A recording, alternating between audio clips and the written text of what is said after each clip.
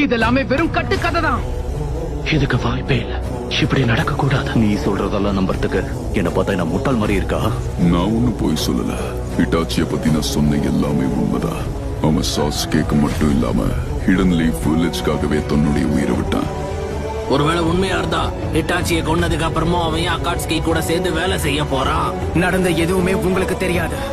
உண்மை என்னன்னா Naruto, hidden leaf வில்லேஜோட பெருந்தலைவர்கள் ஹிட்டாச்சியை பயன்படுத்தி உச்சிஹா இனத்தையே அழிச்சிருக்காங்கன்னு. ஆனா ஏன் ஹிட்டாச்சி ஏன் உச்சிஹாக்கு துரோகம் செய்யணும்?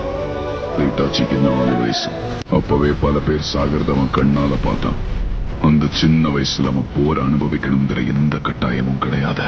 அதனாலே ஊரோட நிம்மதியும் சமநிலையும் முக்கியங்கிறது அவனுடைய ஆழ் மனசுல பதிய ஆரம்பிச்சது. ஊருக்கு விசுவாசமா இருக்க ஆரம்பிச்சா ஹிட்டாச்சி. ஆனா அவங்க அவனுடைய விசுவாசத்தை தப்பா பயன்படுத்திக்கிட்டாங்க. தான் சொந்த கையாலேயே தன்னை குத்துற விதமா ஒரு மிஷன்ல அவனை ஈடுபடுத்தினாங்க. உச்சிஹா கிளான்ல ஒருத்தர் விடாம எல்லாரையும் அழிக்கிறது.